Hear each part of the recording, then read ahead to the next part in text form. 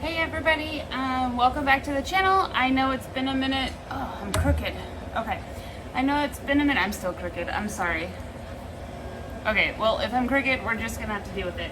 I am making Arayes tonight. They are a Palestinian dish, and they are like a smash burger, but they're in a pita. And we're gonna also make a tahini sauce, a dipping sauce to go with it. So I have my pita bread balls, dough balls rising here. I got my spices. I'm making it with lamb tonight. And I got a couple of chilies and some herbs from the garden that aren't necessarily traditional, but I need to utilize what I have. So here we go. Stay tuned. Okay, here we go. I got all my stuff prepped. I have, hold on, let me adjust this. I have my ground lamb. Sorry for the shakiness. I got my ground lamb. I got some herbs from the garden. I have mint, which pairs really well with lamb. I have pineapple sage. I have some red and green shiso. I'm sorry. And then I have some dill for the dipping sauce. And then here, I have garlic, onion, and some of the chilies from my garden. And then I have my toasted spices. I have, in here, I have coriander, cumin, smoked paprika, allspice, cayenne, chopped chilies over here. Sorry, I'm reading off my thing, sorry. So, cayenne, allspice, smoked paprika, cumin, coriander. I have all those in here. So let's get going. We're not cooking these first, we're just popping them all in.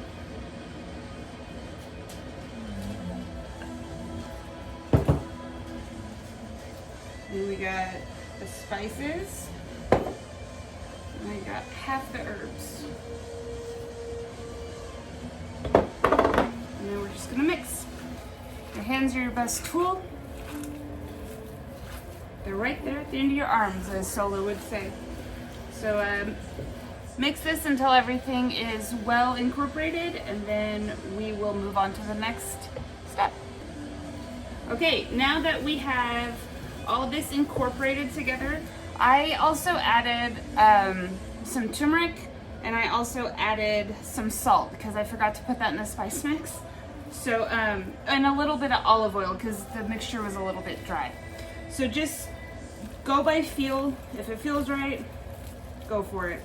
So I'm gonna put this off to the side now to let everything incorporate, and then we're gonna get working on the pita bread. Now please have some grace with me. I've never done pita bread before, but we're gonna figure it out. The recipe is really simple. It's just flour, water, yeast, salt, and olive oil, basically. So I'm gonna put this over to the side, let it chill, and then we'll get started on the pita. Okay, so now we're gonna start on the pita. So I made this obviously previously, and so what I'm gonna do now is take a few at a time, and I'm going to roll them out with the rolling pin, and then I have my oven preheating, almost preheated to 475 with a cast iron inside of it. So I'm probably gonna do one at a time because I only have a 10-inch skillet. And so what we do is we roll it out, and then we put it into a dry, hot skillet in the oven for about 2 minutes, and then we flip it for another minute, and then we pull it out and cover it with a towel. So that's what we're gonna do. So I'm just gonna wait until this is preheated, and then we'll get to rolling.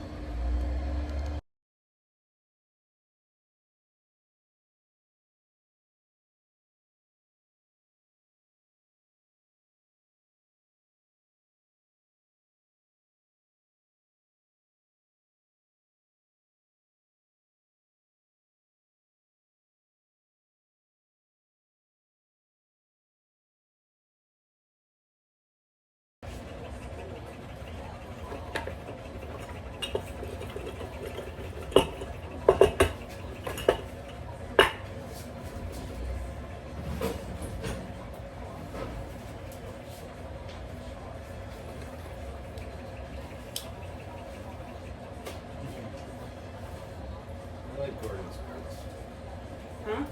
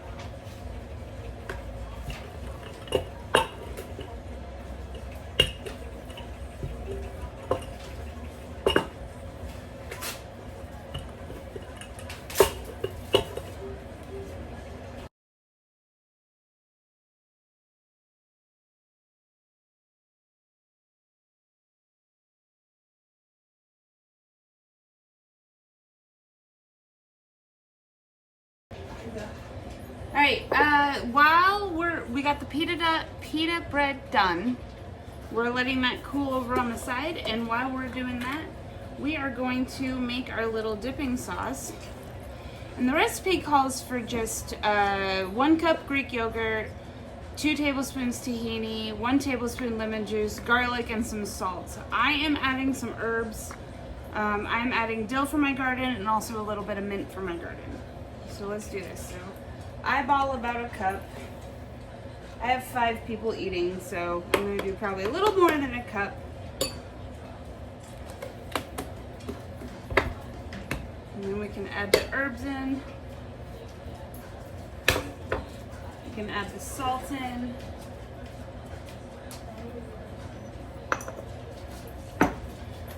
We can put the garlic in. And the lemon juice.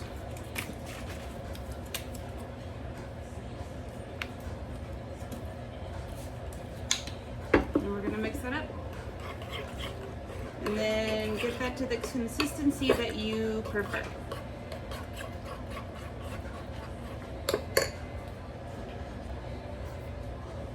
And then once you have that mixed up to your consistency, we can go ahead and set that aside, and we're gonna prepare for filling our pita pockets with the meat mixture. That sounds bad. Okay, so I got my pita pockets all done. Look at how nicely these came out. They have a nice, perfect little pocket.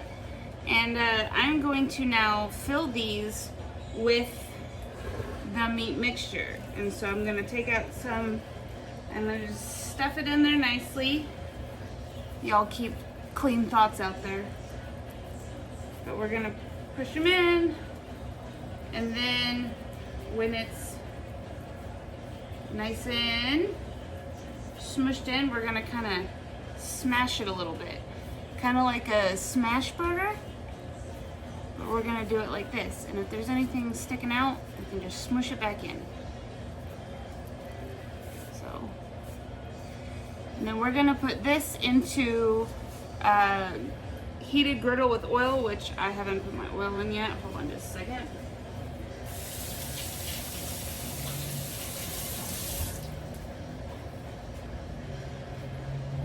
And I just used the same cast iron that's been in the oven for the pita breads, so it's gonna be nice and hot already. Which I remembered when I touched my hand to the handle and got burned. So, alright, so I'm gonna turn this down just a little bit because the pan is already hot, and then I'm gonna pack a couple of these so I can put more than just one in at a time.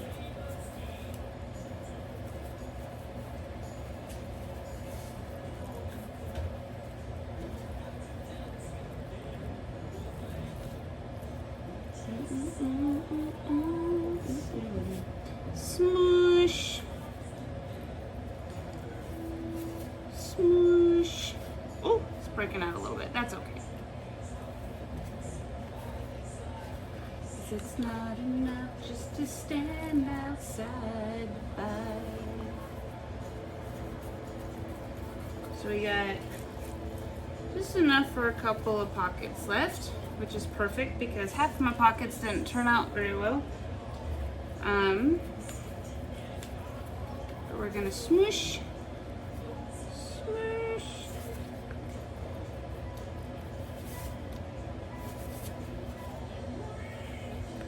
So we're gonna take these ones and we're gonna put them down in this pan here. We're gonna do it flat side down first because we want to sear and lock in that flavor from that lamb. So we're just gonna hold them there for a second, let them get browned up, get some nice caramelization going on.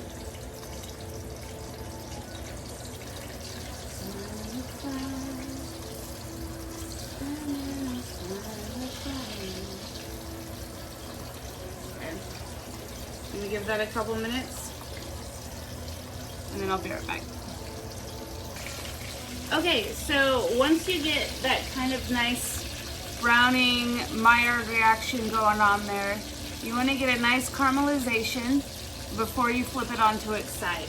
So we're gonna just do it a few more minutes. That one's starting to look good too. And if you find them falling over, lean them against another one, lean them against the side of the pan. Just maybe smush them down a little bit. Ooh, look at me, I'm learning. Anyways, yeah. So we're gonna seal the ends, we're gonna get a nice caramelization, and then we're gonna lay them on their sides and then flip them as they brown. Here's the final result. You can see that it's nice and cooked through all the way, and I am going to serve this with a side salad for the adults, but this is just for one of the kids. And got that tzatziki tahini sauce on top.